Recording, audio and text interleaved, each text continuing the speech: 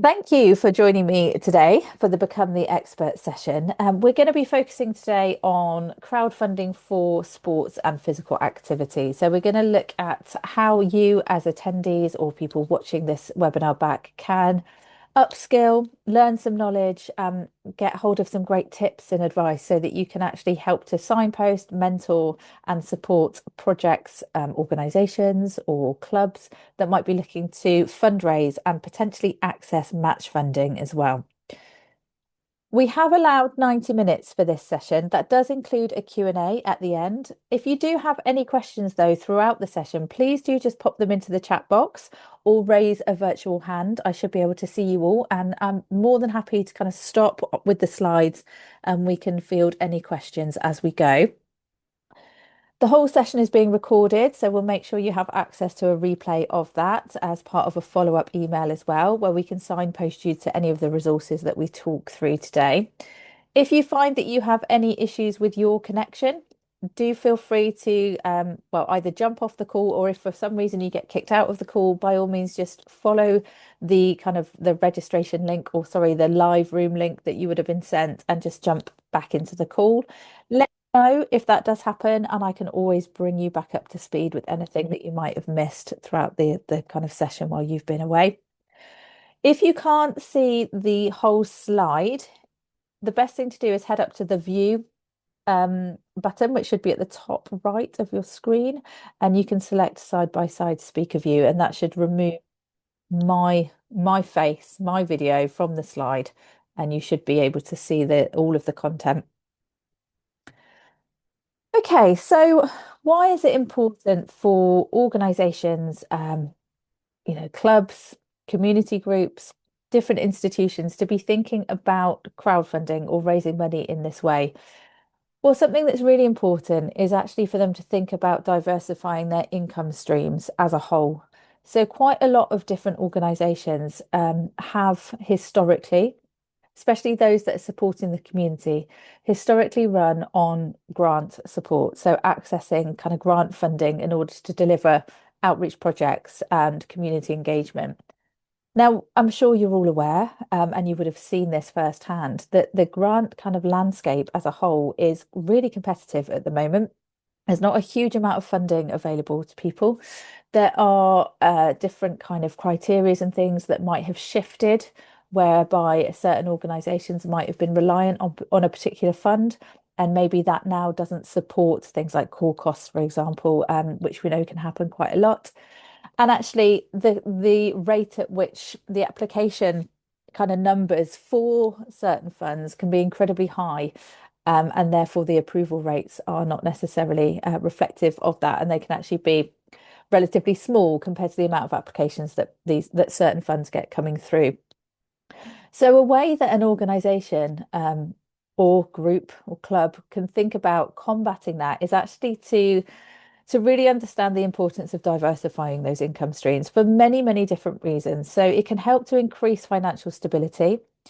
It can really help reduce that financial risk. So they're not reliant on one pot of money being there year in, year out. It can help actually expand their reach and influence. So fundraising in this way is potentially going to push them out of their comfort zone for some of them. But actually, the offshoot of that is then it's going to potentially help them build an audience, build an engaged community around them, which can help to build and expand that reach. It may even help them improve their adaptability and flexibility when it comes to raising money. So they might find that actually by having something like crowdfunding as part of a fundraising strategy throughout the year, they can be flexible and adapt to kind of different climates when it comes to what's available. So it might be that actually they can be flexible in how they're raising money. They can adapt to any kind of dwindling grants or things that are happening that are impacting them financially. And you can do that in quite a quick time frame as well when it comes to raising money in this way. And engaging with their community and their potential supporters is going to actually help strengthen that donor engagement. So strengthen those relationships within their supporter network too. So, for those of you that are new to the concept and new to Crowdfunder, Crowdfunder was set up around 15 years ago, 14, 15 years ago now. And it was set up to help tackle society's biggest challenges, essentially giving the power back to communities to enable them and empower them to raise money to make positive things happen and make positive change happen within their own communities. Over that time, our crowd of over 5 million people, 5 million supporters, that does include our partners such as Sport England, who are going to be looking at their wonderful match fund through the Movement Fund a little bit later, have donated more than £420 million to more than 100,000 projects. So a lot of these projects are grassroots organisations, community groups, people that are really trying to make an impact within their communities who might not have access to traditional funds. They might not have a huge amount of fundraising experience. They might not have a team of people behind them that are kind of dedicated to fundraising. They could just be a group of really passionate volunteers. And actually, that's really a great fit for something like crowdfunding because there's so much resource to help them do this. And it can actually really give them confidence to continue to fundraise in this way going forward.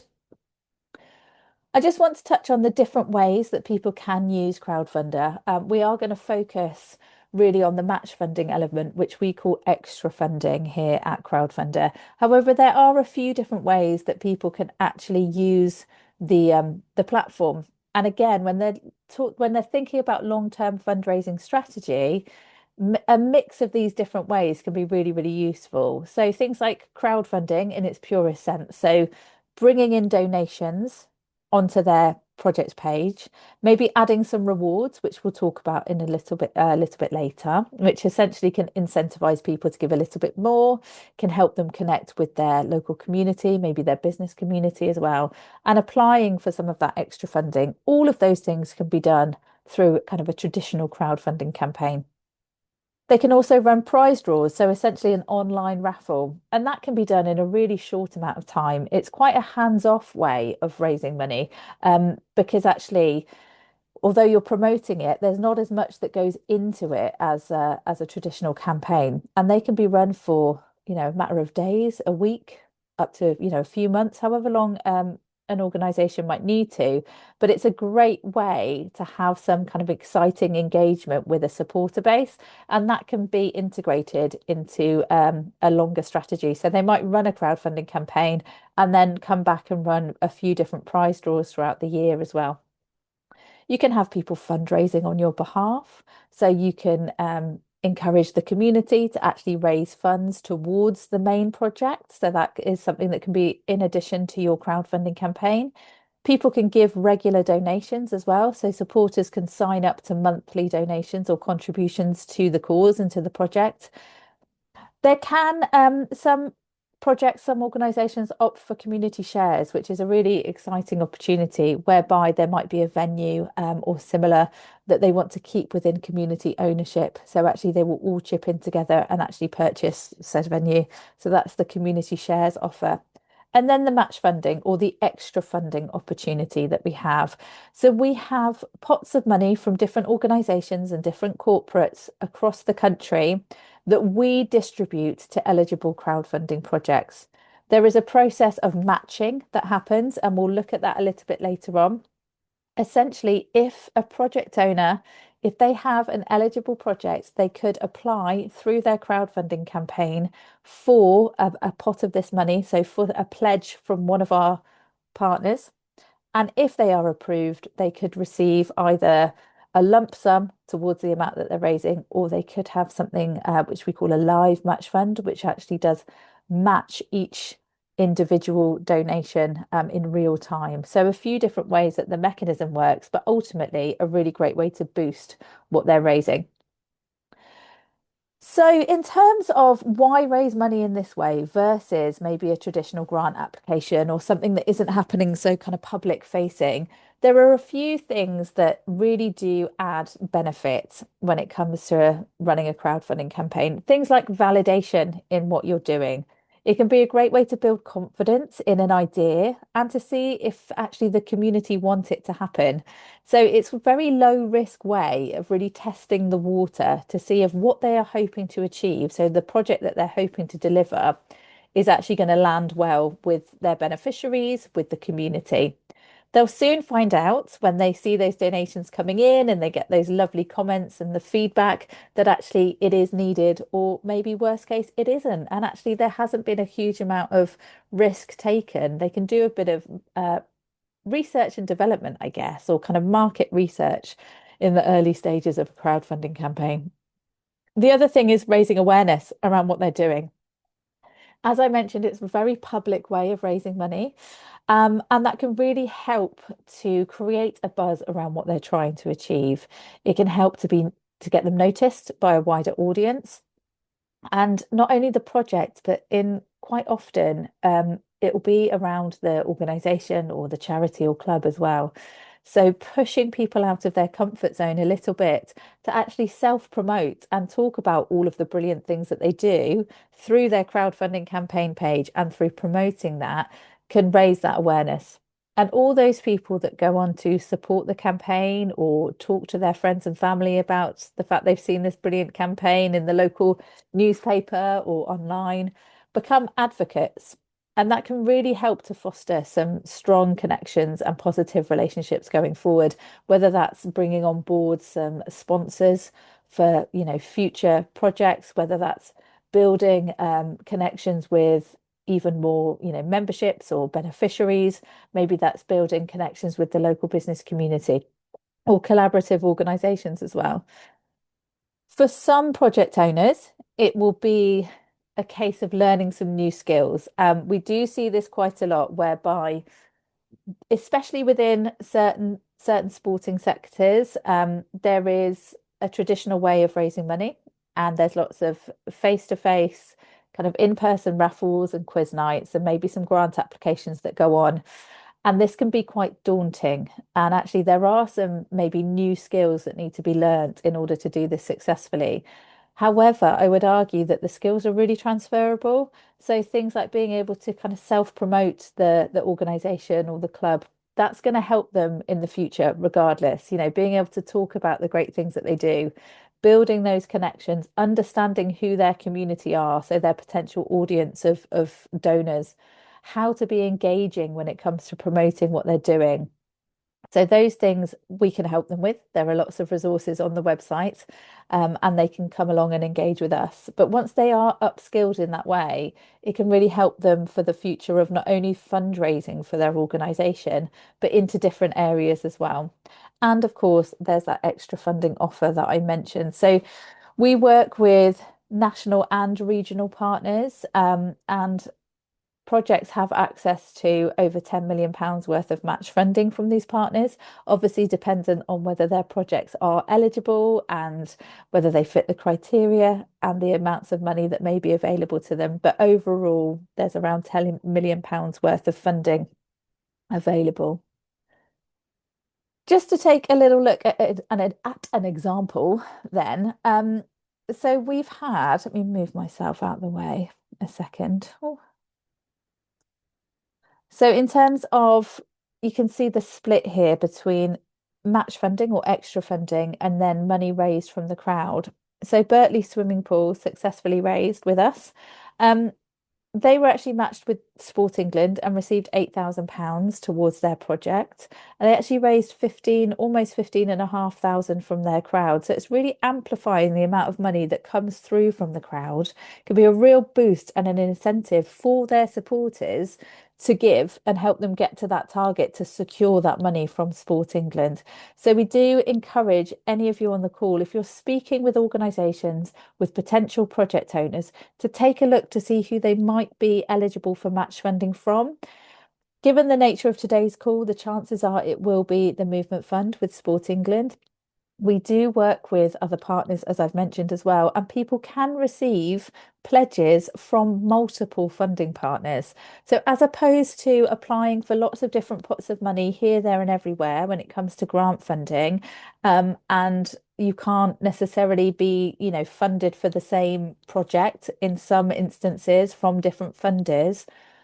With our particular model, you would apply to any of the funding partners that are a good fit for your project, and you could see yourself receive pledges from multiple partners, as shown on this slide. So Eastbourne Boxing Club, they received match funding not only from Sport England, but also East Sussex Council, so their local authority, who were one of our partners at the time.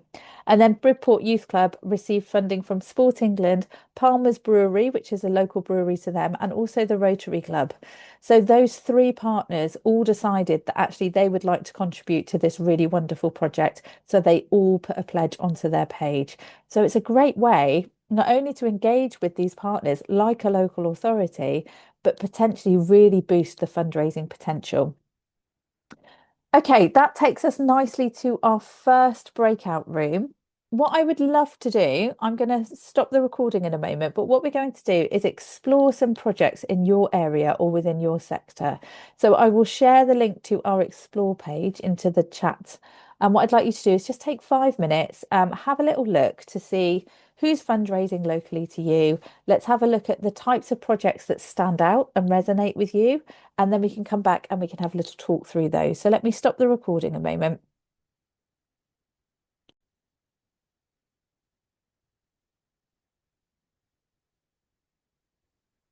Wonderful. So let's look at some of the myths then that we have seen coming in over the course of running Crowdfunder. So these are things that we have had projects say to us, that we've had different organizations kind of feedback.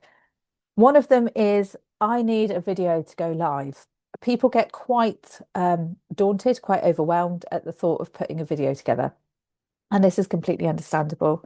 We know from our side how powerful a video can be. Not only because it can help to get a message across in a really short amount of time, it can be something that can be shared into, a social media post. It can show authenticity, it can show the personality behind an organization and behind a project.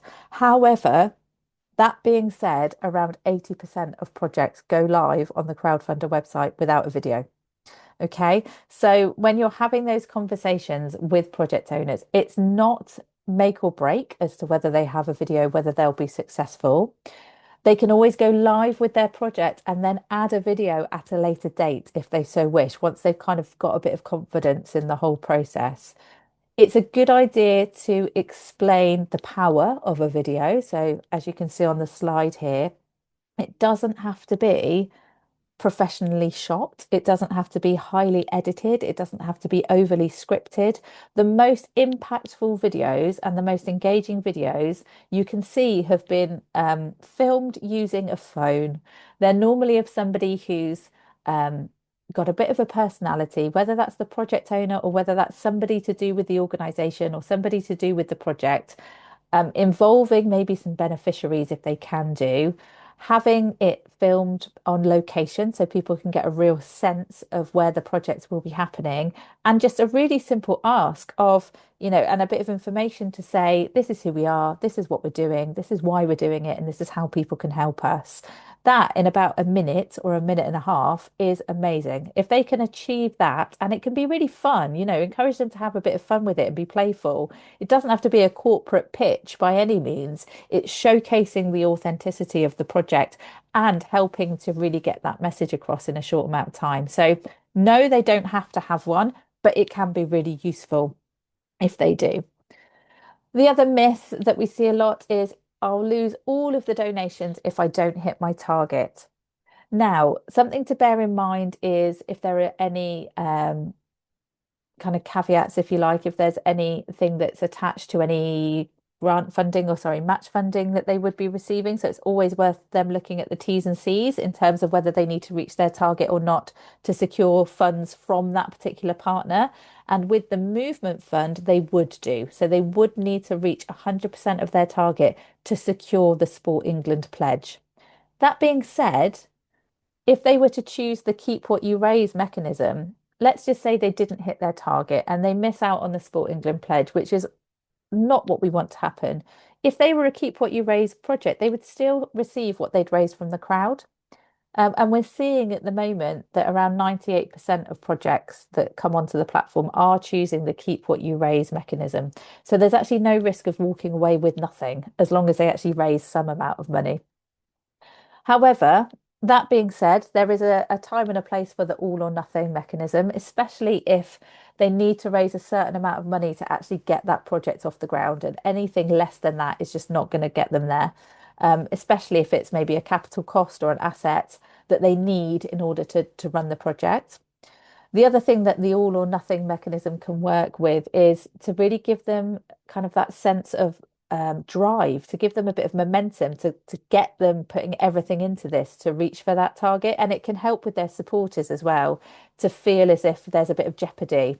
However, if that's too much of a risk for them, they can always choose keep what you raise, but they do need to strive for hitting that target to secure the extra funding from Sport England. So that's worth bearing in mind. Another thing we hear is that they can only crowdfund once. So this is just, for a short-term fix. They've got a project that they'd like to fund.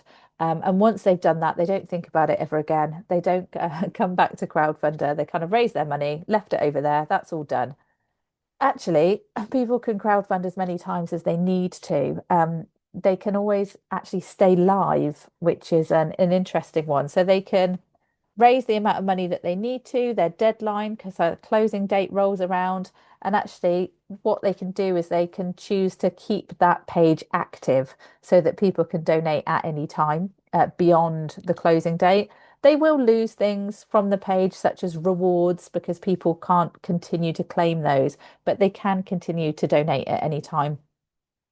You can also come back and maybe run a prize draw, unlock additional extra funding that might not have been available at the first time round that you were crowdfunding. They might decide to kind of come back year on, year out with different project aims. And that's something we see a lot more frequently, and a lot more within the sports sector as well. There's been a few projects. There was a few great cricket projects actually that ran some lovely crowdfunding campaigns and accessed, I think it was Active Together at that time, and then they've run subsequent prize draws for kind of smaller elements, like sending teams away to different competitions and things like that. So a bigger ask with extra funding attached, and then just kind of some small pockets of prize draws and funding throughout the year. So that's something nice to talk to them about as well. The other thing I would say on that, just quickly going back to that only crowdfunding once, is a good thing to talk about with potential projects, especially if they're a little bit concerned about doing this in this way, is we've talked about grant funding being, behind closed doors. What's really good about something like crowdfunding is all of those benefits I talked about at the beginning, and the fact that it does create a bit of a digital archive of their fundraising achievements, which is public facing. So, in terms of accessing any further funding from maybe it's a local authority or maybe it's a local business that wants to get involved with some philanthropic support, they can simply share their previous crowdfunding campaign link with them and say, look at the support we had. We managed to access potentially Sport England funding. We had support from over 300 members of our community. This is what we've managed to achieve because we've been posting updates to that page to let people know how it all unfolded. Here's some lovely comments of support from our community that they've left on our page. So that evidences their community engagement, potentially their impact if they're keeping up to date with, going back to that page and keeping it updated with the progress. And also, it's a really wonderful thing for them to then build upon. Okay, so they can potentially unlock funding from elsewhere off the back of doing this exercise in the first place.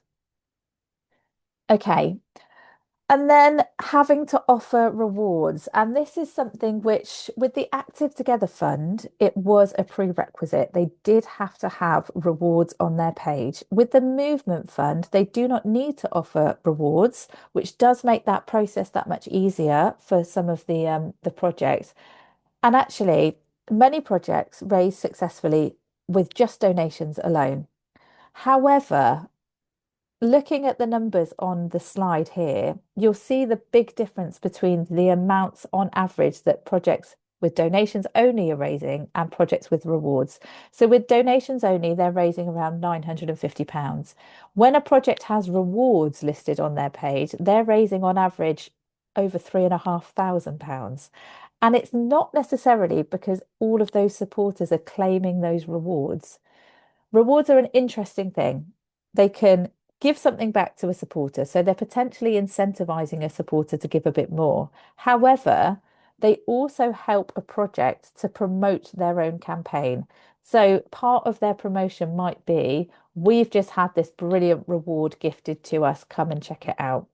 Another part of the promotion might be that the local business, let's say, that actually gifted that reward, it might be a meal for two at the local restaurant. That restaurant will be encouraged by the project to shout about that brilliant offer to their customer base. So it's broadening the crowd, it's broadening the network, it's giving a bit of mutual kind of marketing. So the project is shouting about the great business locally. The business is shouting about the fact they've given to this really impactful crowdfunder that's doing great things for the community. So it's building those kind of positive relationships, it's building that engagement. And also, the other way that it can work as well is it helps to break down some of those initial conversations that can be quite hard. So project owners really do struggle with going out and asking people for money. It's hard. It feels difficult. Whereas if one of their calls to action is, please could you offer us a reward, along with please could you share our campaign or please could you give to our campaign, it can sometimes make those initial conversations a little bit easier. So all of those things are why rewards can really help boost the amount that people are raising. So don't be surprised if projects come to you and say, we've put these rewards on, but none of them have been claimed. There's a few reasons for that. It might be that the offer they have on there is actually not that inviting for their broader community. It might be that there's lots of like signed match balls and match shirts for the local football team, but actually there's nothing that appeals to somebody who's not interested in football. And that's where they need to go out and speak to the community and try and bring in some of those more kind of varied rewards. It could be that they're really highly priced and actually they need to think about the pricing of those rewards and have some more accessible pricing. Or it could be that actually, no, they're not being claimed, but people are now coming to look at your page and donate anyway because they found your page through that reward offer, if that makes sense to you all. Which leads me nicely onto rewards. So I've talked a lot about that today already. For those of you that aren't aware of what they are, they're essentially giving something back to a supporter for their financial contribution. So that could be something like a discounted membership. It could be something like an event, a ticket to an event. So that might be a team building day. That might be with Christmas coming up. That could be, Christmas party, quiz night, and that could be aimed at their kind of core membership and people that they engage with day to day. However, what we would also encourage people to do is go out to their local business community and ask for any gifted rewards. So, in the same way, they'd go out and try and bring in raffle prizes for an in-person raffle.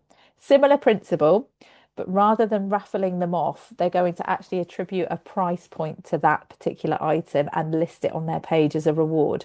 So, with that meal for two voucher, let's say the voucher is £50, they're going to list that on their page at maybe 40. So all of a sudden, this supporter comes along, they're thinking of going for dinner at their favourite local restaurant. They get to get a voucher for £50, whereas they're only going to donate 40 and get it. So they've got themselves a bargain. The local business has got a couple of customers that evening. They've also got a bit of promotion about how great they are supporting a local crowdfunding campaign, and the crowdfunder's got a £40 pledge. So everybody's winning in that instance. So it's all about collaboration, reaching out to local networks, whether it's local businesses, people within the organisation's network, so friends, family members. There will be people who've got skills that they can use as a reward. That might be teachers that could do some online tutoring. There could be accountants that could do, uh, self-assessment support with that coming up next year. So things that might not necessarily feel that kind of impressive in inverted commas are useful for people.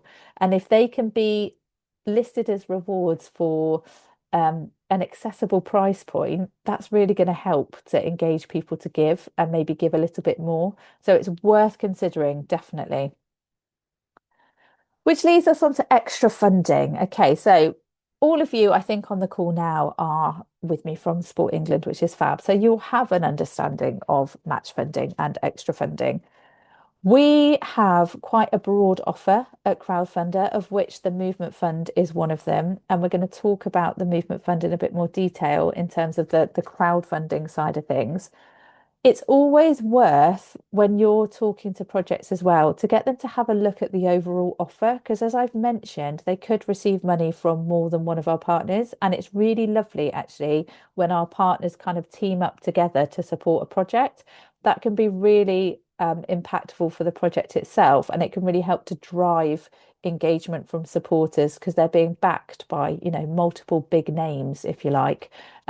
But just having the support from Sport England alone is going to be a massive driver for engagement. So I know that you will do this because I've been on the receiving end of Sport England approval emails because I've been part of a project myself, but just really encouraging any projects that are being approved to make sure that they are using that pledge as a way to engage their audience. 'Cause it's a huge deal. It's a big deal to be getting some money towards their project from yourselves and from any of our partners. So they really need to be incorporating that in their promotion.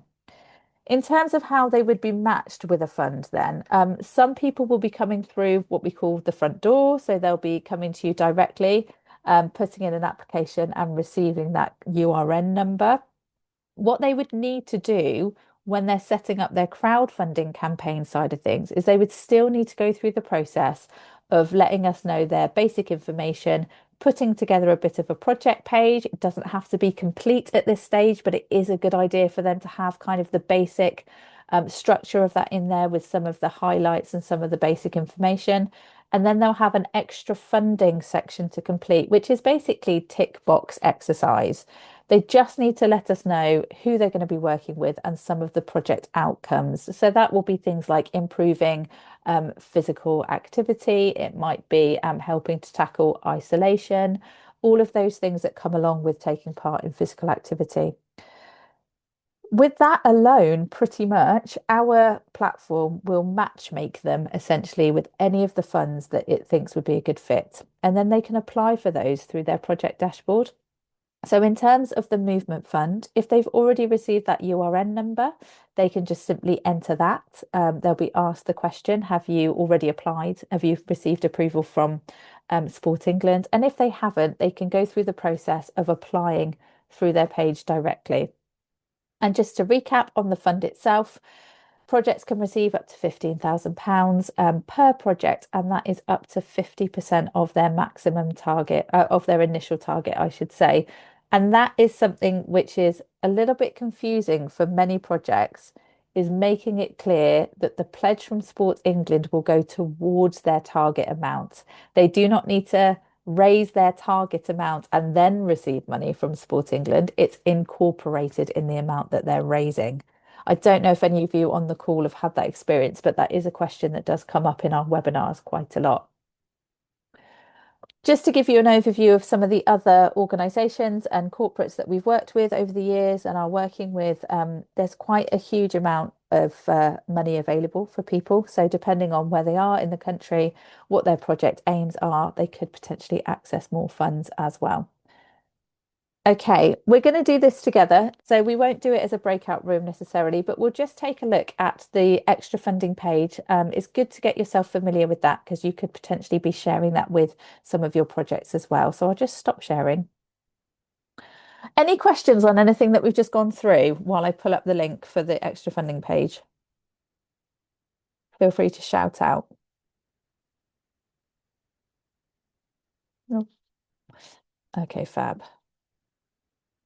Uh, right. So, link it. Sorry, Yes. Sorry, go for it, Zoe. Amy.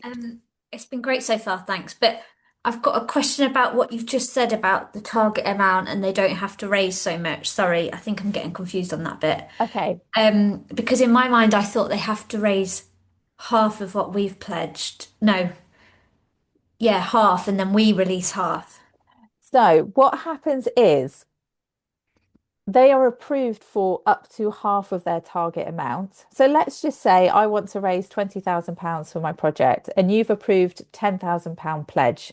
What Yep. I would need to do is raise 25% of that myself from at Okay. least 25 individual supporters.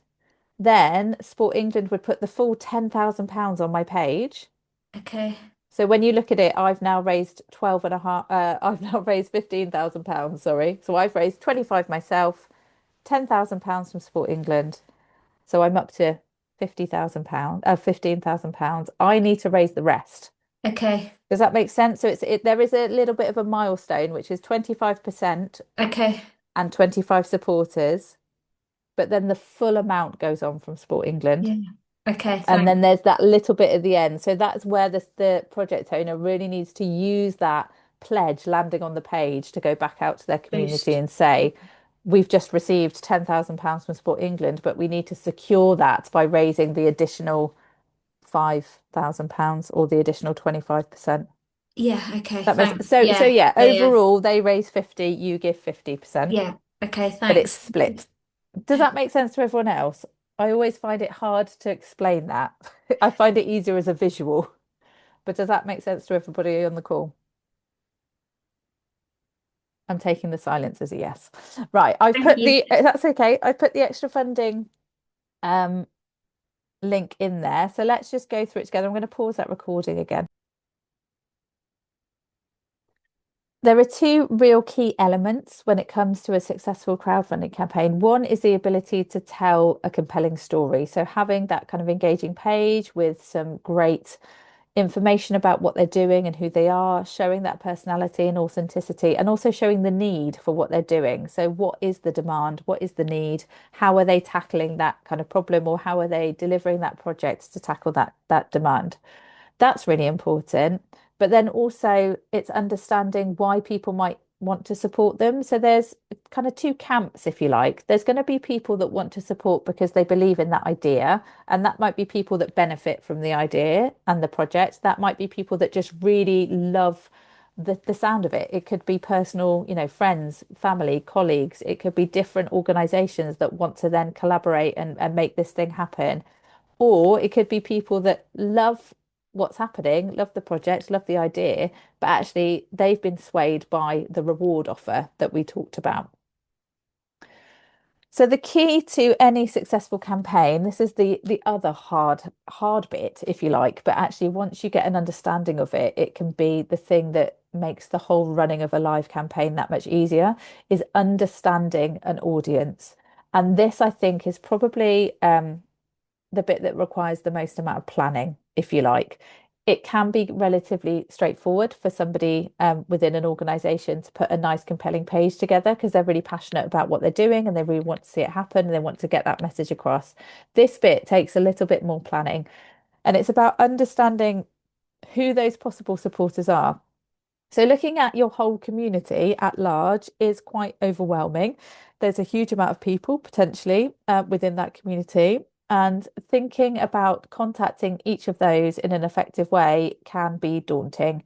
And so, what happens sometimes is people think, okay, we're going to launch our crowdfunding campaign and we're going to shout about it on social media, and then all the donations are going to come in, and that's fine.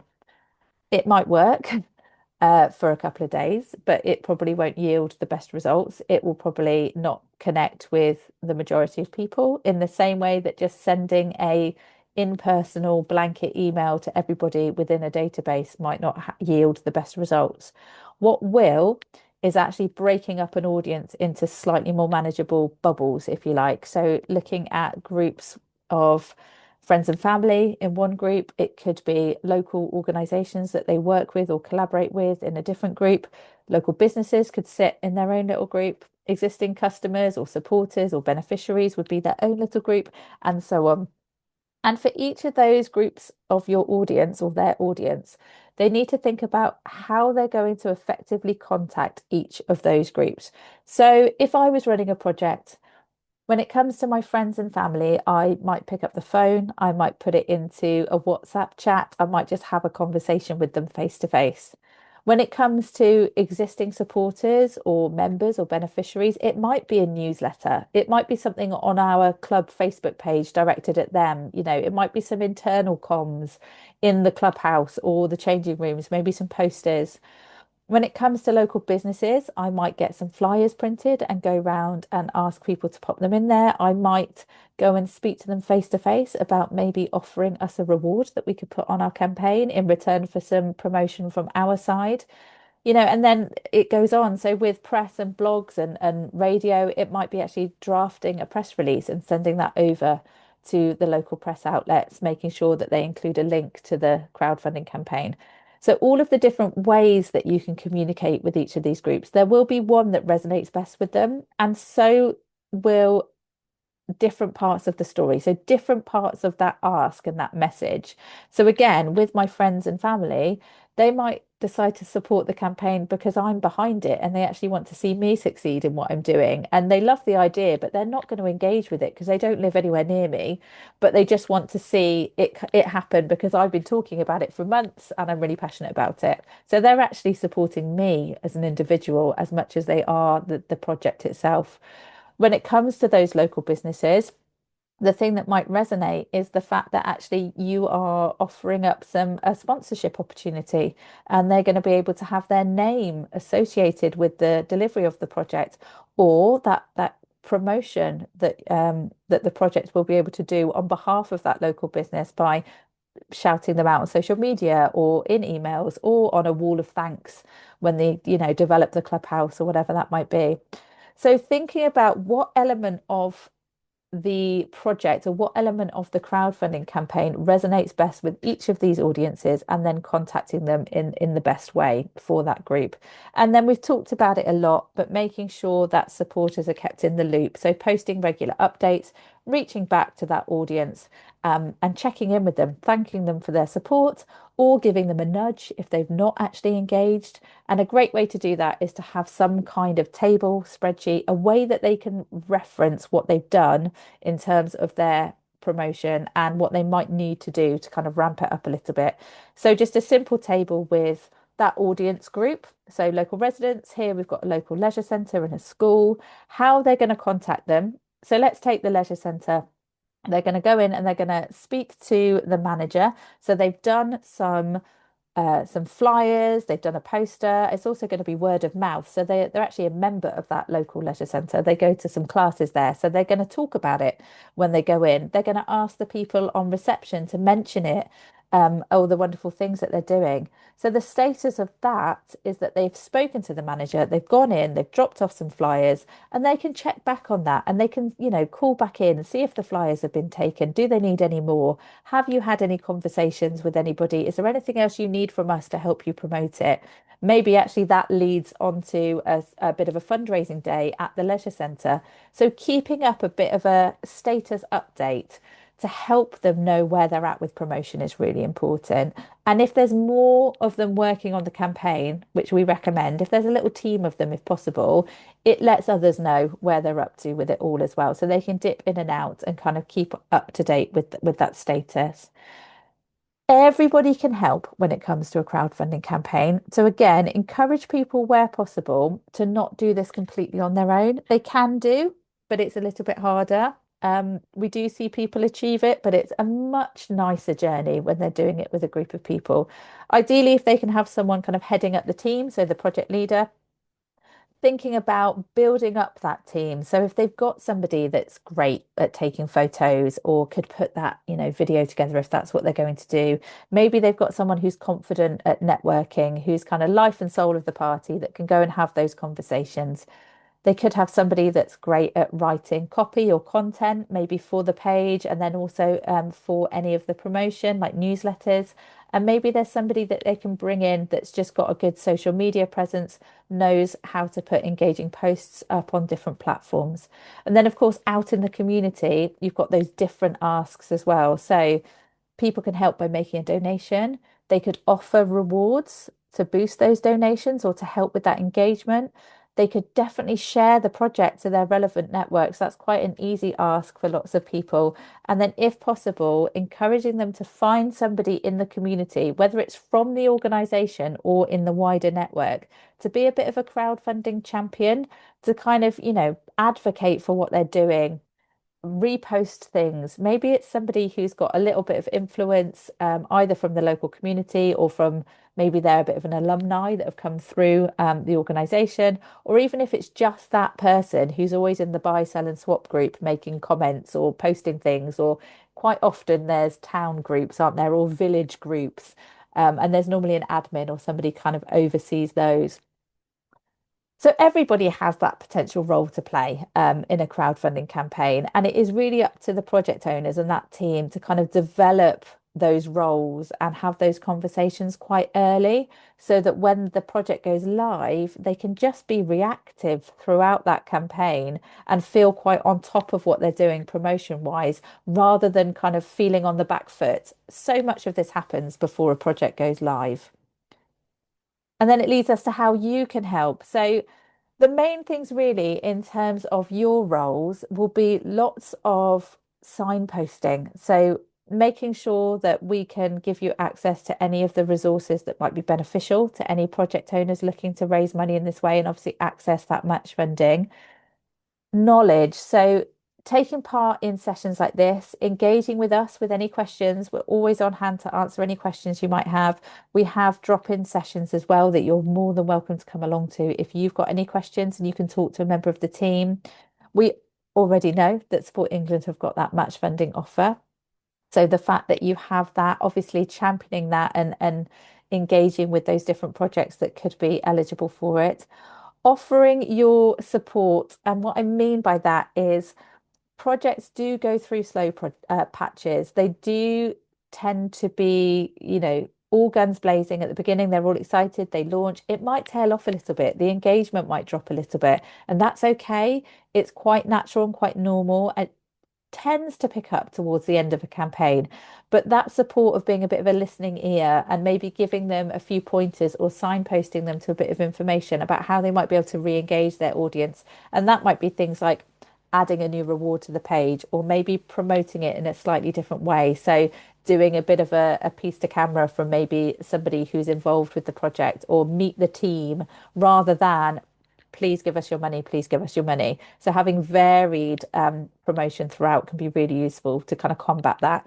And then if you can, I know it's difficult given your positions, but if there is a way that you can advocate for those projects, maybe they resonate with you, can you share them? I don't know what the kind of rules are with case officers, but does Sport England themselves kind of champion or share specific projects or potentially, the offer where actually everything's listed, so the project grid?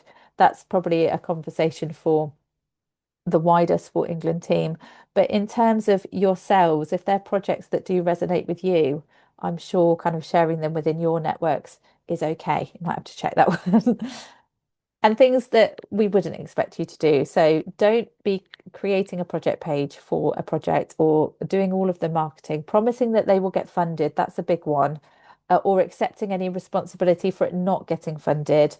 And then, of course, assisting with that campaign delivery, kind of post funding, unless, of course, you're personally involved with that. We do see that happen. I have, because I've been part of, a committee and I've absolutely been personally helping them along the road to being successful. The main thing with this process is we are trying to empower organizations to be able to do this themselves and see all of those benefits and then hopefully be able to replicate that not only through potentially more crowdfunding, but just generally having that confidence to be able to promote themselves in this way or access funding digitally. So definitely leave it to them to do all of the kind of planning and promoting. And there is huge amounts of resource available, not only to yourselves, but also to those projects. So we all make sure that we share all of the resources that you can engage with and also those that you can pass on to any relevant projects as well. We are here to help people be as successful as possible. So that does involve making sure that you feel as confident as you can do as well with answering those tricky questions or supporting projects along the way. And that is it from me in terms of slides. We've got about 10 minutes left for questions. If anybody has any questions that they'd like to ask. John, go for it. You came off mute there. I just came off mute. I do have a question.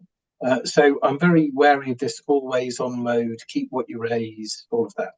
So if a campaign runs for 12 weeks, Thank you, everybody, for joining me. All that remains to say is please do keep in touch with us. Please engage with the resources that we have on our website. Please do drop us an email if you have any questions. You can always contact our support team, and they will triage your question. Or if you have a question about any of the funding or the funds themselves, please contact our partnership team and keep up with us on socials as well.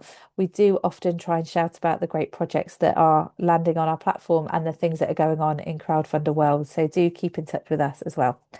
Thank you all for joining and enjoy the rest of your days. Thank you so much.